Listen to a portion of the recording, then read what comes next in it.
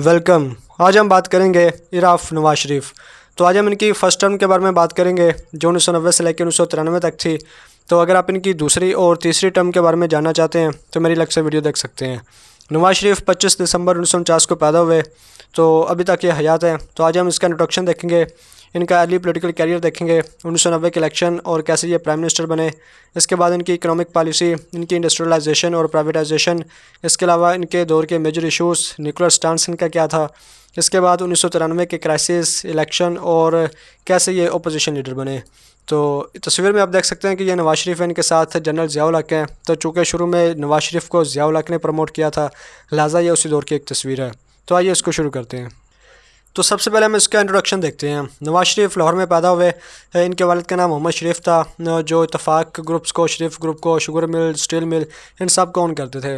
तो ये शुरू से ही एक इंडस्ट्रियलिस्ट घराने से ताल्लुक़ रखते थे। इसके अलावा नवाज शरीफ पाकिस्तान के 12वें, 14वें और 20वें प्राइम मिनिस्टर थे। और प्राइम मिनिस्टर के अलावा इन्होंने as a chief minister of Punjab भी इससे पहले सर्व किया था पाकिस्तान को। इसके अलावा ये गवर्नमेंट कॉलेज यूनिवर्सिटी से और यूनिवर्सिटी ऑफ पंजाब से इन्होंने तालीम हासिल की। 1990 में ये पहली दफ़ा प्राइम मिनिस्टर बने, 1996 में दूसरी दफ़ा और फिर 2013 में ये तीसरी दफ़ा बने थे। लेकिन 1999 में इन्हें मार्शल लॉ के ज़रिए रिमूव किया गया, इन्हें हटा दिया गया और इसके बाद ये सऊदी अरेबिया में एग्ज़ाइल के तौर पर चले गए।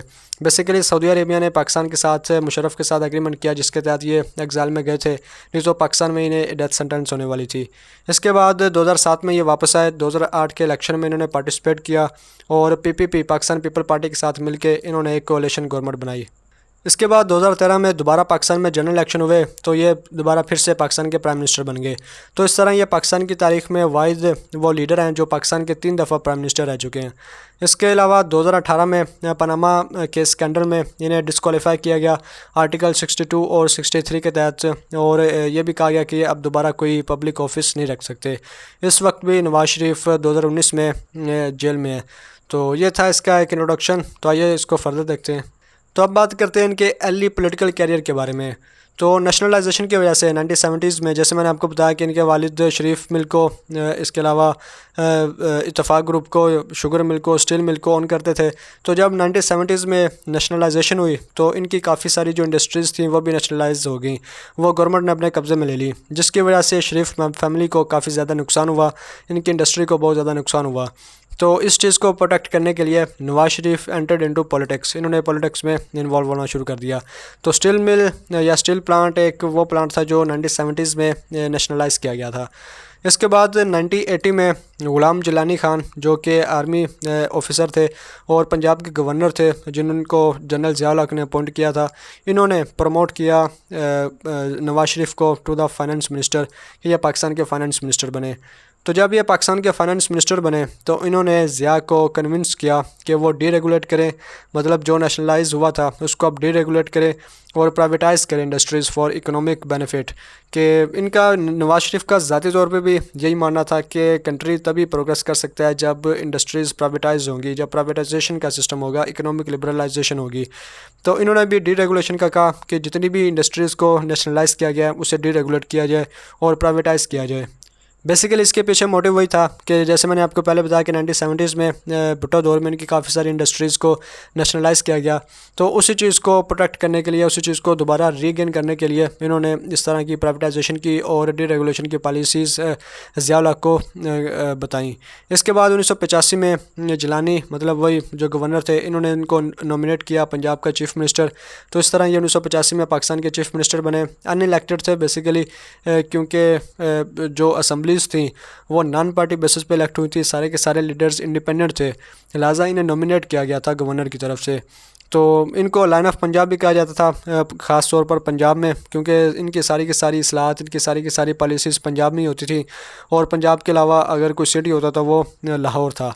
तो इनकी पॉलिसीज़ पंजाब और लाहौर सेंटर्ड ही रही हैं हमेशा से।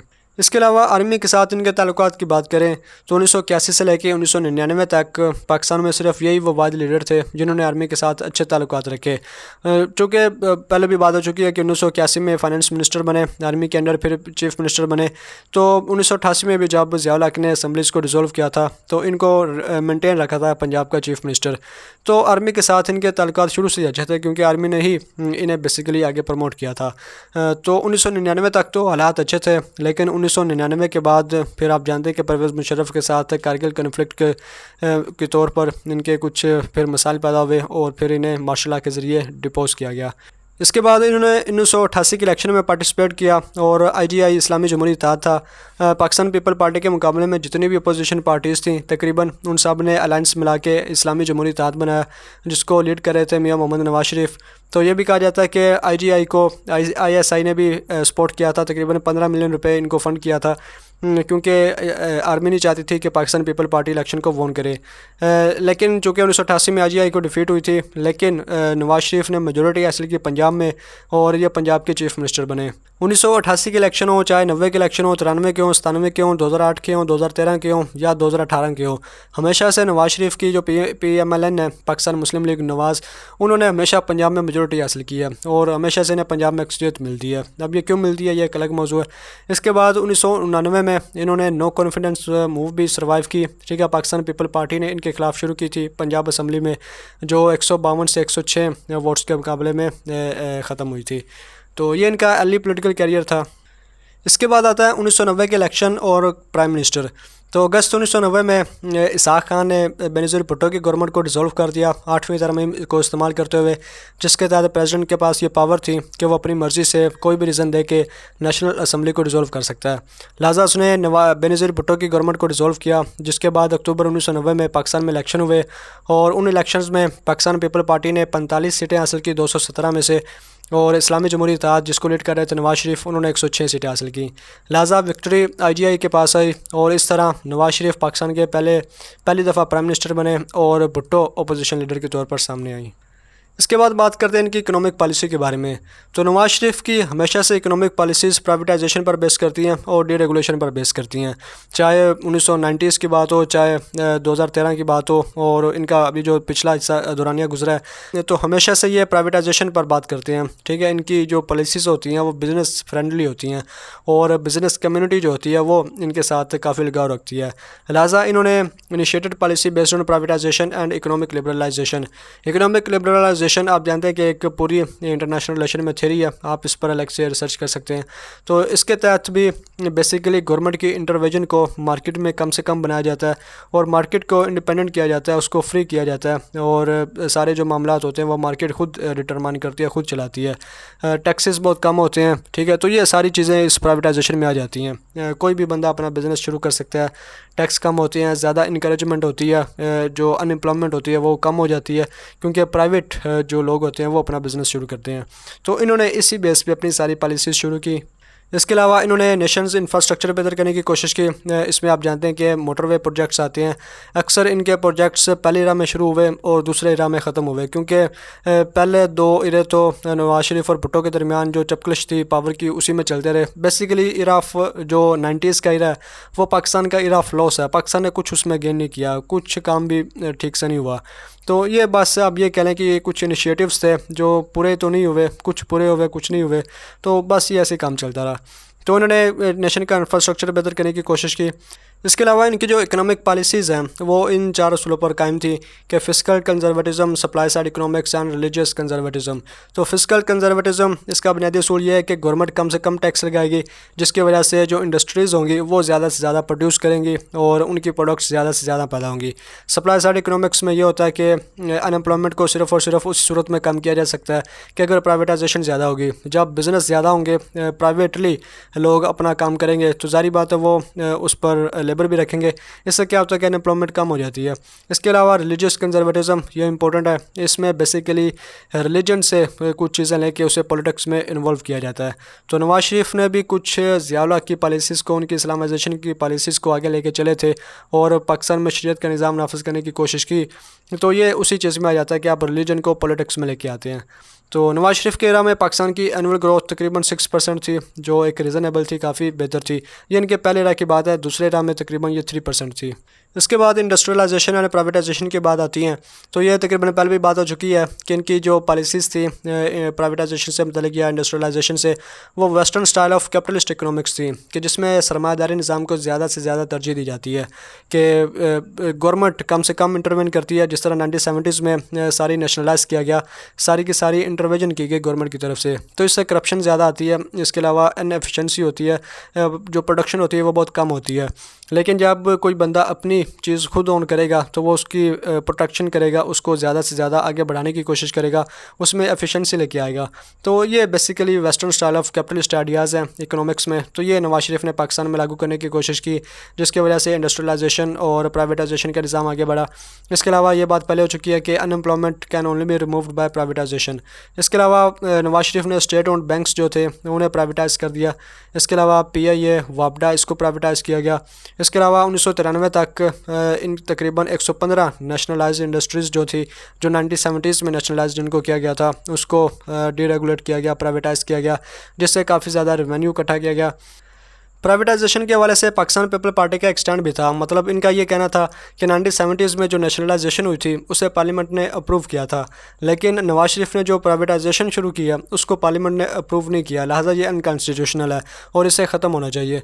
तो ये भी एक बेसिकली चूँकि बेनज़ीर भुट्टो अपोजिशन थी तो वो हर अटैक कर रही थी नवाज शरीफ के काम पर, तो ये बेसिकली 90s में चल रहा था कि नवाज शरीफ कोई काम करता है तो बेनज़ीर उसे अपोज़ करती, बेनज़ीर काम करता है तो नवाज शरीफ अपोज़ करता। तो इसी चपकलश में बेसिकली कोई काम हुआ ही नहीं सही तरह। इसके अलावा नवाज शरीफ के पहले टेन्योर के मेजर इश्यूज़ में ईरान इराक वार आता है, ठीक है, ये काफ़ी मेजर इशू है। इसके अलावा एग्जैक्ट इनके दौर में इराक ने इन्वेड किया था कुवैत पर, जिसको काफ़ी ज़्यादा कंडेम किया जा रहा था इंटरनेशनली। पाकिस्तान ने भी इराक को कंडेम किया और पाकिस्तान के इराक के रिलेशन काफ़ी हद तक ख़राब हो गए थे।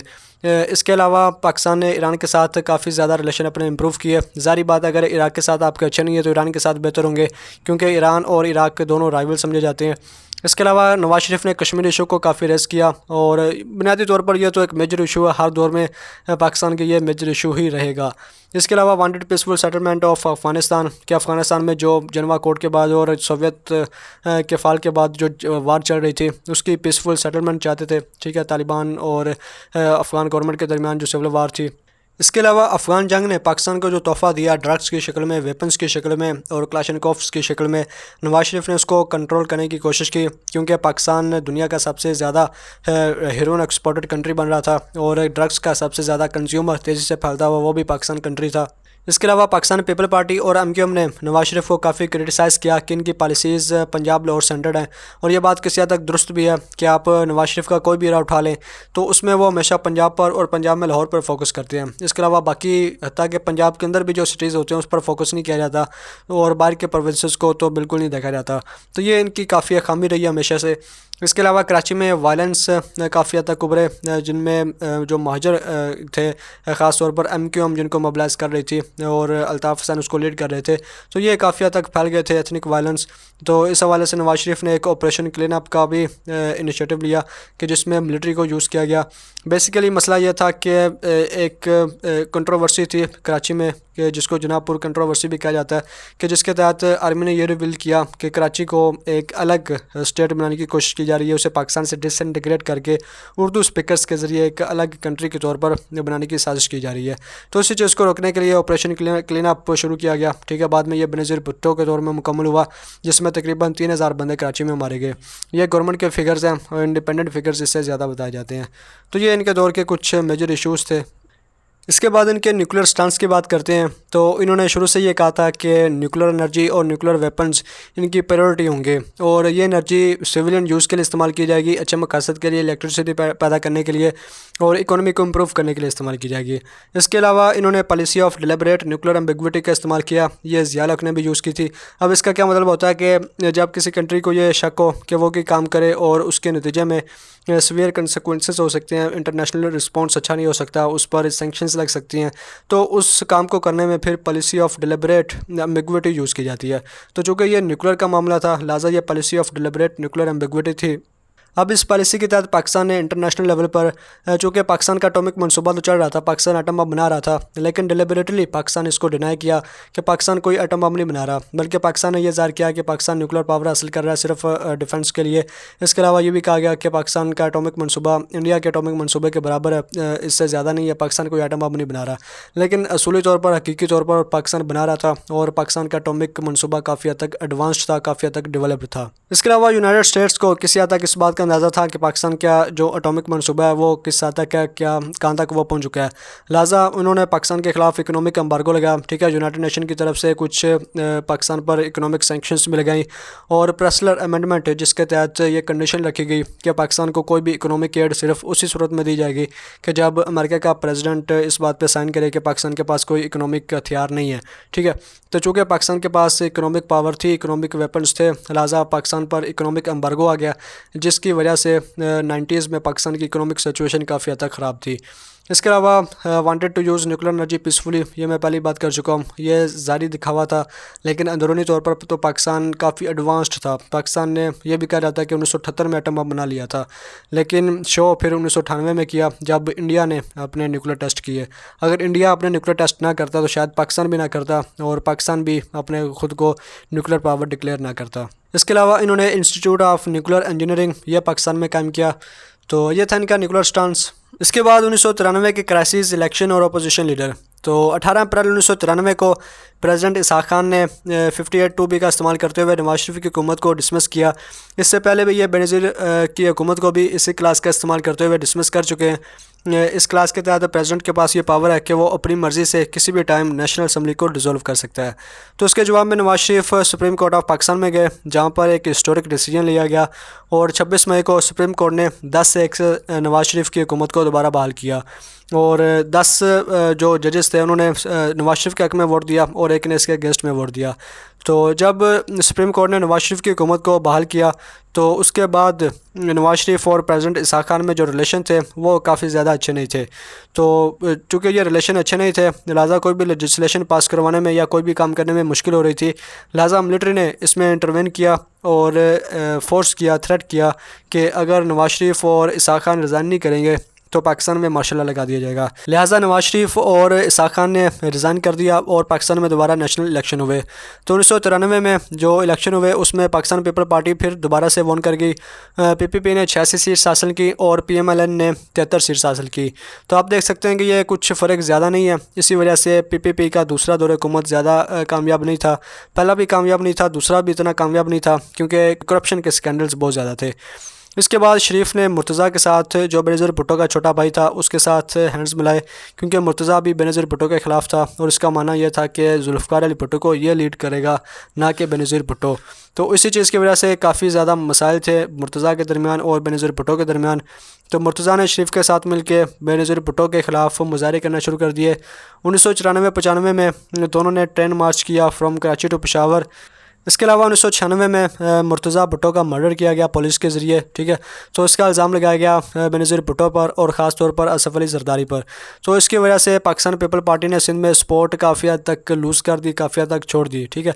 तो मुर्तज़ा की डेथ का काफ़ी ज़्यादा इन्फ्लुएंस हुआ था पाकिस्तान पीपल पार्टी पर। अब चूँकि पाकिस्तान पीपल पार्टी का स्ट्रॉन्ग होल्ड ही सिंध है, तो अगर सिंध में इन्हें सपोर्ट ना मिले तो फिर आप देख लें कि इनके चांसेस बहुत कम बनते हैं। इसके बाद अक्टूबर 1996 को इसी के hand pick man Farooq Ahmad लुगारी, जिसको बेनज़ीर भुट्टो ने खुद चूज़ किया था और ख़ुद नॉमिनेट किया था प्रेसिडेंट बनने के लिए, उसी ने 58(2)B का इस्तेमाल करते हुए इसकी हुकूमत को डिसमिस किया और दोबारा फिर से पाकिस्तान में इलेक्शन हुए। लिहाजा फरवरी 1997 में नवाज शरीफ दोबारा फिर से पाकिस्तान का प्राइम मिनिस्टर बना और बेनज़ीर भुट्टो दोबारा फिर से इसकी अपोजिशन बनी। तो इनका दूसरा टर्म कैसा था, इस पर आप मेरी दूसरी वीडियो देख सकते हैं। तो ये था नवाज शरीफ का पहला टेन्योर। उम्मीद है आपको किसी हद तक इसके बारे में पता चला होगा। वीडियो देखने का शुक्रिया।